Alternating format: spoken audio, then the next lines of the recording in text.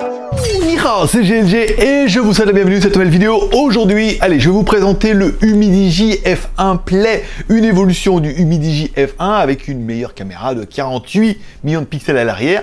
C'est pas rien, mais alors que vaut ce téléphone? Est-il vraiment mieux que l'ancien? C'est ce qu'on va voir, parce que voir les produits en photo, c'est bien, mais les voir en vidéo, c'est mieux. Alors débridez-vous et découvrez tout notre high-tech Ousmane.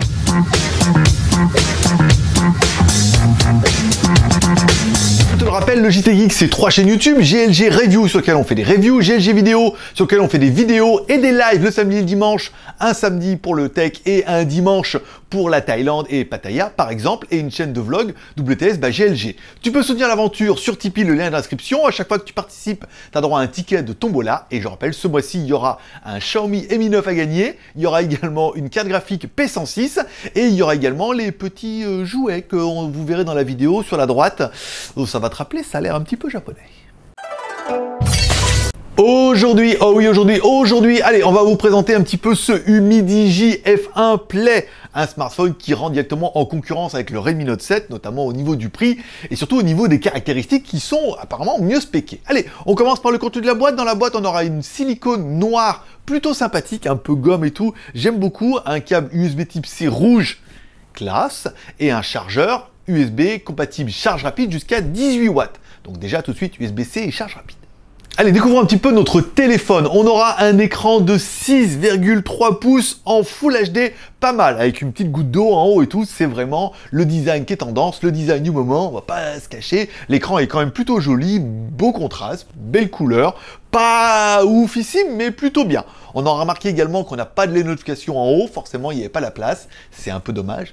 Allez, on continue notre téléphone. À l'avant de notre téléphone, une caméra de 16 millions de pixels, wouh, qui fait des vidéos en Full HD. Wouh. Bon, après, on verra que dans le rendu, les pixels ne font pas tout. J'ai trouvé l'image assez contrastée, pas toujours d'extrême bonne qualité, c'est assez aléatoire. Encore une fois, faire une photo, ça reste un art, et votre téléphone ne risque pas de vous aider tout seul.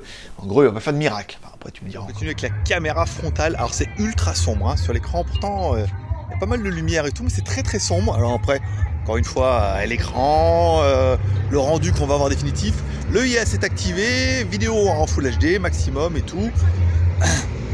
C'est pas mal, mais c'est assez sombre. Après, il n'y a pas une lumière de fou non plus, il n'y a pas beaucoup de soleil. Bon, après, ça, on va se tourner un petit peu.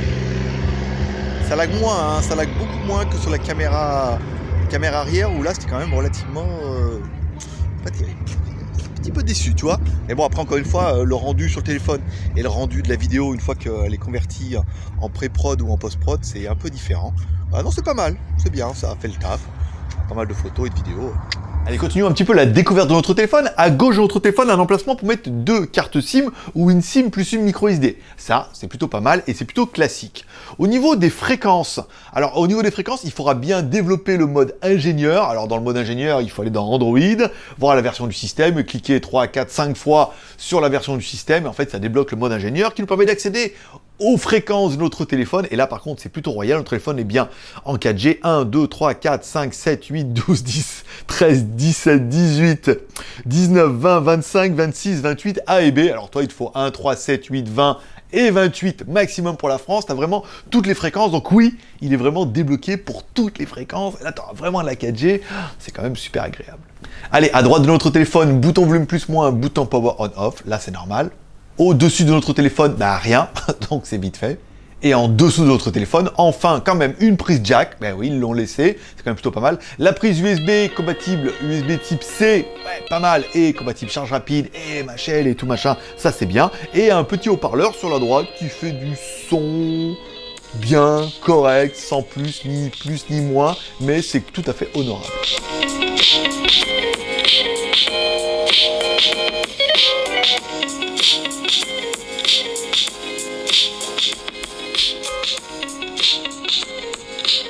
Enfin, à l'arrière, 2 caméras, dont une caméra de 48 millions de pixels. Alors, c'est pas de l'origine Sony, hein, évidemment, mais c'est une 48 millions de pixels, plus une 8 millions de pixels qui permettent de faire des vidéos en Full HD avec de la stabilisation. Bon, bah là, on verra que sur le terrain, moi, j'ai pas trouvé ça, déjà sur le téléphone, j'ai pas trouvé ça génial.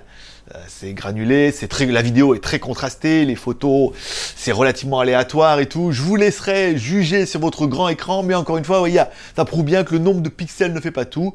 Il paraît qu'on peut changer, mettre un autre logiciel photo et que ça améliore vachement les choses, mais comme ça, nous, en natif, bah tu me diras quoi.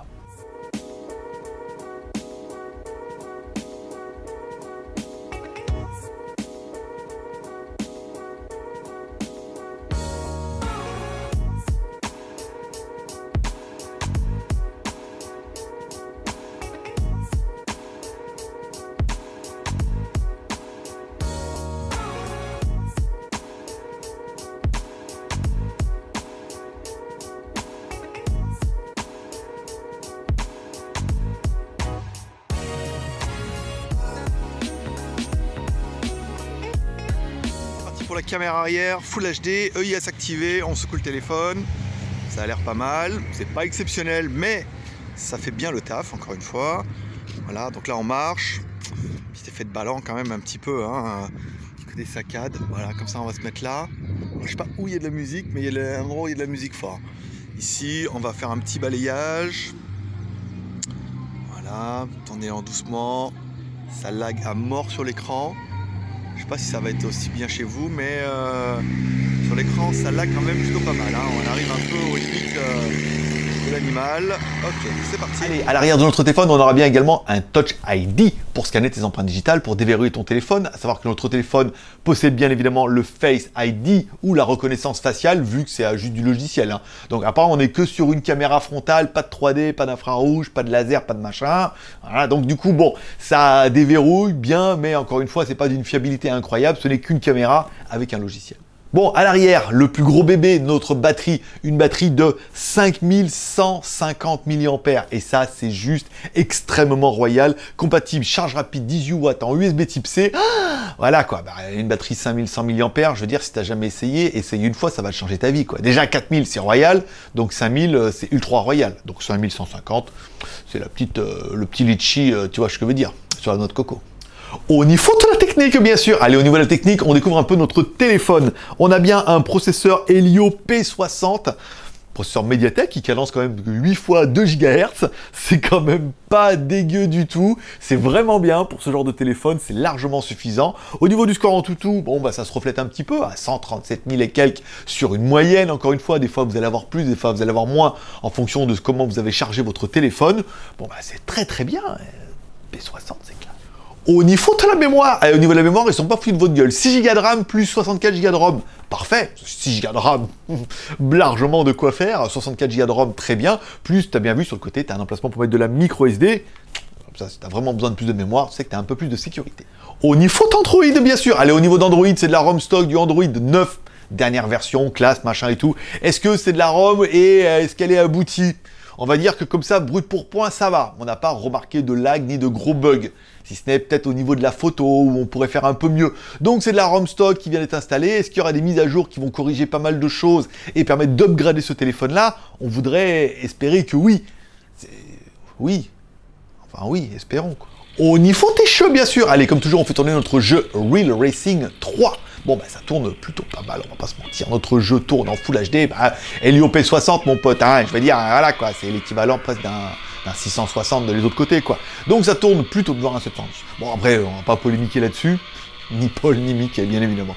Donc, du coup, ça joue bien. On est en Full HD. Le nombre de FPS est plutôt stable. L'écran est relativement lumineux. On peut dire que ça joue quand même plutôt pas mal et tout. Bon, après, à savoir qu'en plus, avec notre batterie de 5150 mAh, bah, ça va quand même jouer longtemps. Au niveau de la connectivité, bien sûr. Allez, au niveau de la connectivité, notre téléphone est bien Bluetooth. Alors attention, il est juste 4.2. Pas de Bluetooth 5. Enfin bon, après, c'est pas ultra grave. Il est bien Wi-Fi ABNAC, ABGNAC, bien évidemment. Il a également le NFC. Ça, c'est pas mal. Et il a un GPS qui marche plutôt bien. À savoir que je l'ai fait depuis mon balcon. Et le problème, quand tu fais un test GPS depuis un balcon, c'est que tu captes que la moitié des satellites, parce que l'autre moitié, elle est dans ton dos et il y a le building. Donc, on a eu un fixe pas mal, 2 et 4 secondes et tout. Plutôt efficient, à savoir qu'on a que la moitié des fixes. Ça veut dire que si je me mettais en champ, machin, on aurait un truc de dingue. Donc oui, le GPS fonctionne plutôt bien. Et tout fonctionne plutôt bien, en fait.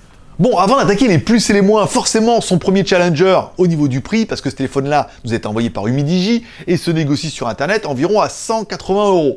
Tu pourras le trouver peut-être un petit peu moins cher, ou certainement le trouver aussi peut-être un petit peu plus cher. Ça dépend. Bon, son challenger, c'est le Redmi Note 7. C'est flagrant. Bon, le Redmi Note 7, bon, bah pareil, hein, les caméras un peu moins bien à l'arrière sur le Redmi Note 7, mais on s'est rendu compte que le rendu était meilleur. La caméra avant, moins bien sur le Redmi Note 7 et mieux, mais encore une fois, 13 sur le Redmi Note 7 et 16. Les processeurs, bon, on est sur un 630 ou un P60. Bon, bah, ça se voit un petit peu, hein. La mémoire, 6 plus 64 pour notre Humidigi, 4 plus 64. La batterie, 4000 d'un côté, 5150 de l'autre. Le NFC, sur notre téléphone, alors que l'autre n'a pas. Notre charge rapide, oui, vraiment jusqu'à 18 watts, même si on m'a dit qu'avec le Redmi Note 7, en mettant un meilleur chargeur, ça chargeait plus vite. Il n'est pas noté comme charge rapide. Donc lui, il l'est vraiment noté. Lui, il a vraiment le NFC, charge rapide et tout. Il est vraiment full fréquence au niveau des 4G. Il n'y a pas à chier, alors que le Redmi, presque pas.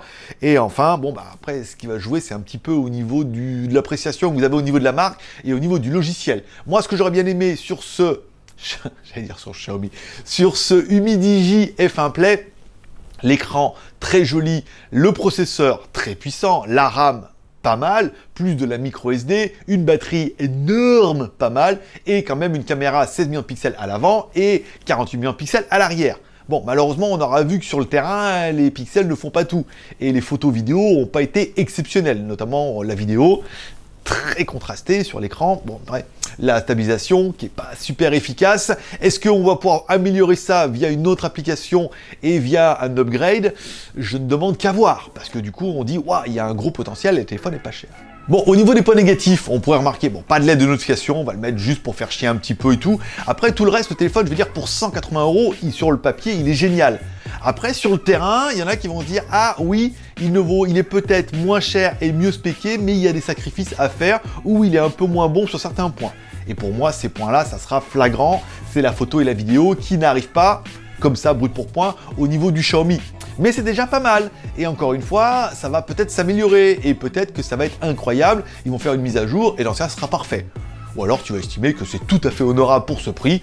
Et dans ce cas-là, bah, en fait, tu es déjà là en train de regarder dans la description, de cliquer sur le lien pour trouver où il est le moins cher. Je te mettrai les 3 vendeurs. On mettra AliExpress, bien évidemment. On mettra Banggood et on mettra Gearbest. À toi de voir quel est le meilleur prix au jour J. Et ensuite, bah, foncez l'acheter parce que quand même, moi, je trouve que c'est une très bonne affaire. Peut mieux faire. Ben voilà, c'est tout pour aujourd'hui. Bon, maintenant que t'as mordu à la part, amour, partage et abonnement. Amour en mettant un petit like en bas de la vidéo pour m'encourager dans mon travail. Que t'aies aimé ou pas aimé le téléphone, encore une fois, tu peux aimer le travail, parce que quand on t'a montré, voilà, vrai, brut pour point, j'ai pas essayé de tricher au niveau des photos, des machins, je te fais vraiment voir ce qui a été pris. Donc du coup, tu peux mettre un petit pouce en l'air, partage en partageant sur les réseaux sociaux. En bas, par exemple, il y a un lien pour cliquer sur les partages, bien sûr, évidemment. Et si c'est pas encore fait, je t'invite à t'abonner en cliquant en bas à droite sur ma gueule. T'oublie pas de cliquer sur la cloche pour recevoir une notification. Ça sera tout pour cette semaine au niveau du Humidigi. La semaine prochaine, j'attends pas mal de produits si vous avez vu la quotidienne. Sinon, bah, il y aura peut-être de la box, on verra ce qu'on va faire. Mais il y a quand même beaucoup de produits qui vont arriver. Donc moi, je serai toi, je m'abonnerai. Au moins, tu es informé. Tu auras la vidéo ou tu la regardes pas, mais au moins, tu as la notification. Allez, paix prospérité. Merci d'être passé me voir, ça m'a fait plaisir. Rendez-vous, disons, ce soir sur GLG Vidéo. Sinon, demain sur GLG Vidéo, après-demain sur GLG Vidéo, dimanche sur WTS. Et sinon, la semaine prochaine sur GLG Review. Paix prospérité. Bye bye.